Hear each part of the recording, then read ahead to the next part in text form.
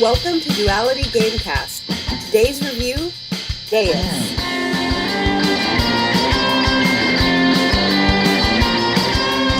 Welcome to Duality Gamecast. I'm Matt. And I'm William. Today we're taking a look at Deus from Asmodee. I think it's pronounced Deuces. Deus is an area control, set collection, resource management game, and it's all driven by a hand of cards. Everybody starts with 5 cards in their hand and a couple of each type of building. On your turn, you can play a card from your hand to your tableau, activating its abilities and placing one of its corresponding buildings onto the board, or you can sacrifice it to the gods and get a special bonus. So depending on the color of the cards you sacrifice, like let's say I sacrifice a green card here. For each card I sacrifice below it, I get additional goods. So if the green card gives you 1 good, plus additional 1 underneath it. Blue ones give you money, yellow ones give you more cards so your hand can get even bigger, orange cards give you victory points, and red cards let you take additional buildings of whatever type you wish. You play a card to your board, so we put it in its stack and pay its cost. This one costs 3 gold and a wheat and a wood. Then you have to put the corresponding building type onto the board. It has to be adjacent to one of yours or on an edge piece, but you have to pay victory points if you don't put it next to ones you already have. Place it down here. All right. Well, I enclose a barbarian village. So when you enclose a barbarian village with buildings, check to see who has the most soldiers there. Whoever does collects those victory points. I'm really good at this game. Wow. Okay, now we look and we activate the individual soldier cards, starting with the one on the bottom. So the first one says still 2 victory points for 1 barbarian village, besides which you have an army. I have an army guy over here. Here's a barbarian village. I'll steal 2 victory points from it. Cool, cool. The next one says choose one of your armies and steal 1 victory point from each opponent who's occupying an area adjacent to them. Blue's adjacent to me, so I'll steal 1 victory point from them. That was a good turn. Then I pass cards to play, or pass to play on the left. They take their turn. The only way to get more cards is you have to take the prayer action here and sacrifice cards, and that refills your hand. So you have to make sure you do that with at least your last card, or you'll be out for the game. All right, Deus. This game was super hot last year, or the last Essen, which is fair. William, how do you feel about the play in this game? Familiar? Yeah, completely different. When you're looking at it, you're like, that looks like a game I played before. When you're playing, you're like, this feels like other games I've played before. But it does everything a little bit different, and the fact that it marries 2 different, like, actual board control along with set collection, and it has like an Imperial Settlers type vibe to it, but it has some area control on it that you're dealing, and I guess area control might be the wrong term for it, but you're sprawling out, you can get hammered in some places. The zones you control matter, but depends on how you play, because you can ignore board presence really. I mean, you have to put a piece down every time you play a card, but you might play a game where you care about forests. Or you might play a game where you don't care about what type of terrain you're on, and you're worried more about like the comboing the effects of your cards.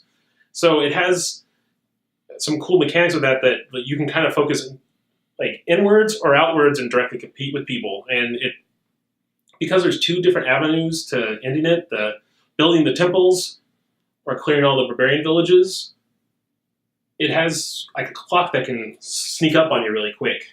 Because we'll be playing and none of the barbarian villages are surrounded, and all of a sudden I'm like, wait a minute, so-and-so has a temple, he has a temple, I have a temple. Ooh, if I build a temple, the game's over. At the same time, if someone goes for it really quick, or if you have enough people playing the right way, the game could be over before you get your engine fully built, because the barbarian villages can end it for you. And so that can be a thing too, where you can kind of try to force, like if you have a good opening in the game, you might go, well, I got to take all the barbarian villages out. I have a good couple cards at the beginning that give me victory points. Try to end this before everybody else gets started. Or you might do I'm going to sit back, I'm going to build up. Because in order to build a temple, the first temple you build is fine. Each additional one you build, and temples are the pink cards. I don't think I described that in the gameplay. They're the 6 color, the pink. The victory point cards. Yeah, all they do is give you victory points, basically. The first temple you can build fine, but the second one, in order to build it, you have to have 1 of every other color to do it. And the next one to do it, you have to have 2 of every color to build it. So in a smaller player game, if one person's the only one going for temples, they're not going to end the game with temples. Like it's going to be so deep in the game before that happens, it's going to be barbarians. In a bigger game, though, it just takes a couple people to really go heavy in temples, and then they can clear it out relatively quick.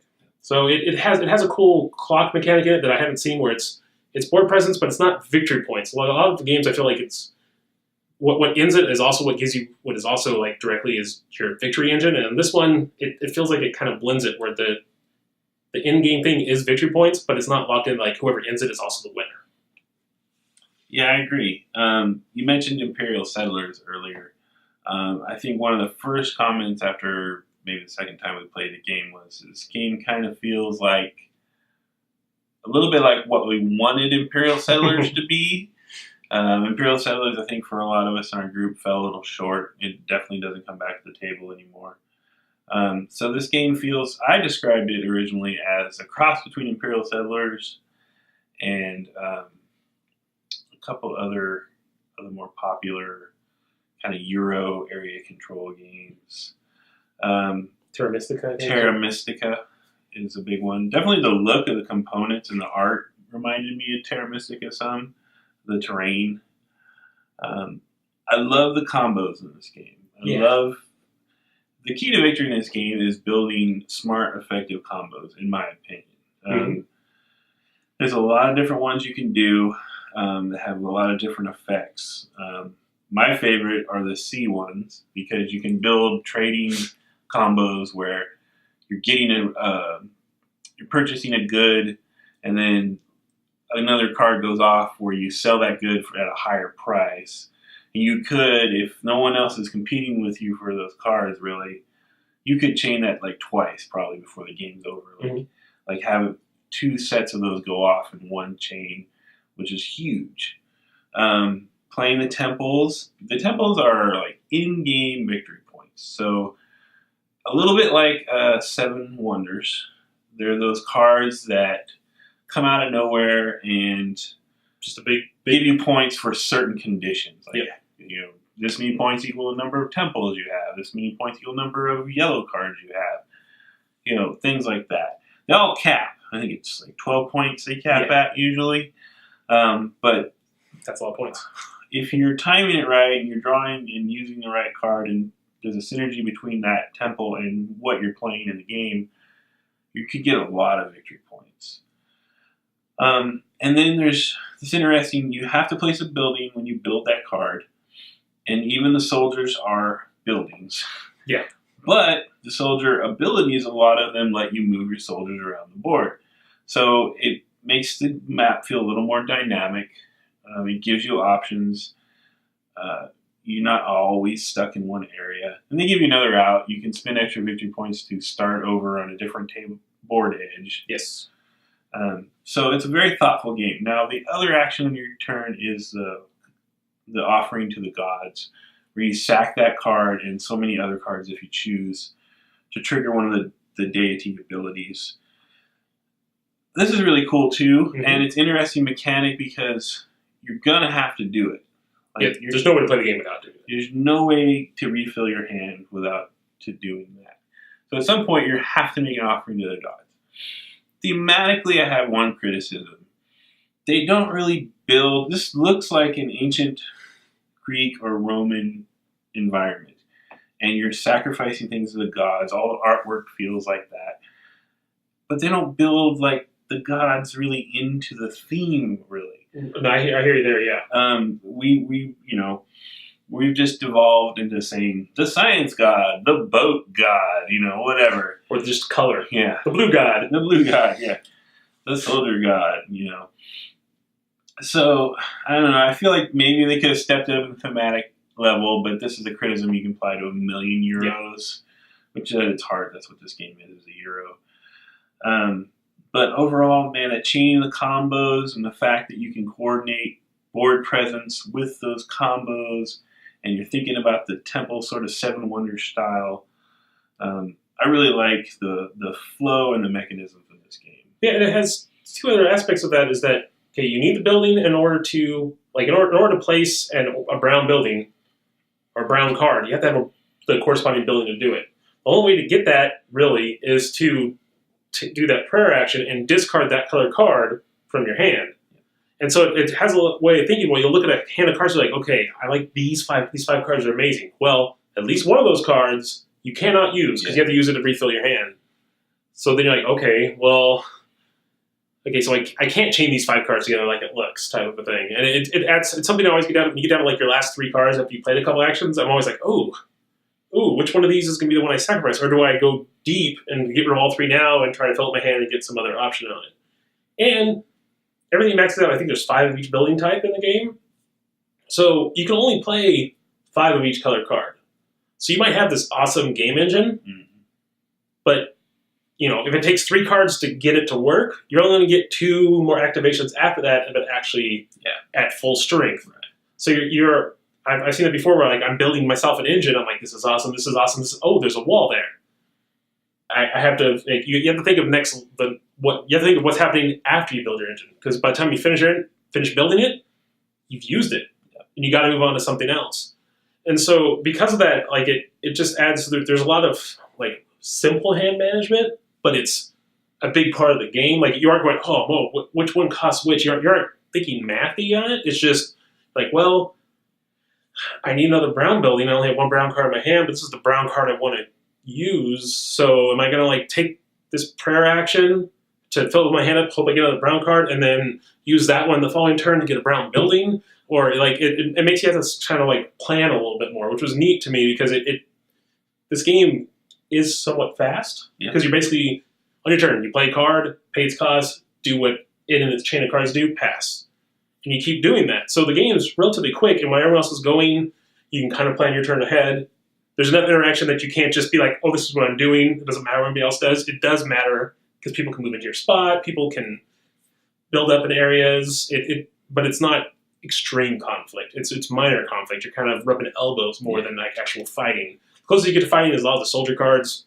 Still victory points for other people, but it's not taking board position. Like I don't think there's anything I've seen that actually like takes out someone else's cards. Once you're in a spot, you're in it. It's just that if you're next to someone else's soldier, they may be bleeding you for victory points as you play. So it just has a lot of cool little mechanics in it. And I found myself with that decision about which card to use for offering. My instinct is to neglect one of the colors of buildings. Mm-hmm. But you can't really do that if you want to be competitive with the temples. Right. Because you got to have the equal amounts across the levels to keep building your temples up. Which leads me to my next thought. The in-game in this is very interesting, because you can choose to pull the trigger and sort of push the game to the end in a lot of situations. It kind of reminds me of Dominion or Trains in that way. Like, you use up cards in those games and you can end the game. Mm-hmm. Well, you start building a lot of temples or sacking a lot of barbarian villages in this game, you can accelerate to the end of the game, which I find that fascinating. It's like, is it time? Is it time? Or, oh my gosh, that guy totally thinks it's time. Well, I got to do as much as I can now. And I think that's really fascinating. It is very fast too, the way you say it. I mean, not a super fast game. No, but the flow is fast. The flow is very fast. And it's very thinky. Decisions with every hand of cards. Let's talk about the component quality and the art on this game. All right. Well, the meeple/hotels and houses that you get and little boats, all great. Their silhouettes are all great. It's easy to tell them apart. Like there's never like, which building's which going on there. All the player colors are distinct enough. I don't have any problem. There was one thing that we ran into on the cards. Wood is a green circle with a brown log in it, but in the actual game, it's a brown tile. So just at the beginning, it was hard to wrap my brain around. I think it's because there's actually a green player color, and they didn't want those two things to get mixed up. But I know that was one thing. It's minor, but it's a color confusion thing that like I know hit me the first couple games where I was like, wait a minute. All of a sudden, even though I've been playing, I was like, wait, where's green at? Oh wait, no, it's brown, and we keep moving. But besides that minor quibble, all the iconography on the cards is clean. They're all color coded and have the simple silhouette of the corresponding building or unit that goes along with it, so it's easy to tell them apart. I can tell the wheat, the logs, everything apart very easily. None of them are similar in that regard. There's minor iconography on the bottom of it to try to explain the card. It's almost useless. I just read the language on it is way easier to follow. You can kind of try to do that, but I'm assuming it's because they're trying to be have this game played in multiple languages, but it's hard. Iconography is not that useful to me. Like, it's not something I can look at and go puzzle it out a lot of times. Yeah, it's not the best for that. But you don't need it because it fully explains everything on the cards. I had a couple quibbles in addition. The victory point tokens and the gold coin tokens. So the victory point token is a gold thing, laurel symbol. Yeah, it's like a laurel stamped coin. Which is, laurel is kind of a universal victory point symbol in board games. But they made it this gold coin with number on it. Then you have coins, which are called gold in the game, but they come in bronze, silver, and gold denominations. Totally easy to, especially for a new player, to confuse which one's a coin and which one's a victory point. So that's a little weird. The boards themselves, modular board, which is awesome, but it's this kind of weird, rounded, not really a hex, but sort of a hex. So you put them together, but they don't, they don't fit perfectly because it's just these nice little curves. And so they look pretty, the designs are nice. But I'm not really sure why they didn't just go for a hex. Or make them pointy so at least they snap together a little better. Yeah. Well, there's cool art on them. You see your little barbarian village, your boat going through the sea. There's even a seagull flying over the water and horses working in a field. They look great. They're double-sided. They're on each side. They're double-sided, so a lot of modular replayability there. The components, some of them, this is the Settlers of Catan building, right? Mm-hmm. This is, I'm almost positive these are the same in Terra Mystica. Yeah, and I think, isn't that the It's a city in Settlers, yeah. But you have a cool temple, meeple, or building. So, I mean, they're totally fine. It's interesting when you mentioned the wood, the discrepancy between them showing a green circle with a piece of wood for the symbol for wood, but then giving you a brown disc. Because the cards are basically completely colorblind friendly until you get to the little discs. That's true. So that's kind of weird. But overall, I'm pretty satisfied with the quality's good. You got good linen texture cards. Mm-hmm. Everything works. Most of the iconography is fine. A few little design weirdnesses with the modular board and the coins. But overall, I'm pretty satisfied with the quality of the game we got. I agree. All right, let's review this. All right, so Deus is a fun game. I've really enjoyed it. I think I'm going to go with 11 on this. It has a lot of fun mechanics to it. It's quick and simple. It has light character interaction, but enough to keep you interested. So, love it. Okay, so Deus is a fun Euro. I really enjoyed it. I have a couple little issues, but they're pretty minor. The gameplay wins out. First issue, theme. It's not as Deus-y or gaudy as you would expect, but it's a Euro. Some of the components, like the modular board, make you kind of go, wonder what they were thinking there.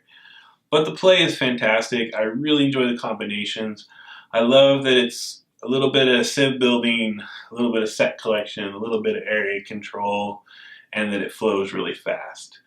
So, solid Euro, rehashes some good themes in a good way, and puts in this kind of unique combo feature. So I'm going to go to love it. Deus. What game can you not pronounce the name of? Let me know in the comments below. I'd like to give it a try. Maybe I can make fun of myself here on the video. Thanks to all these people for helping us out. Don't forget to click on me to subscribe.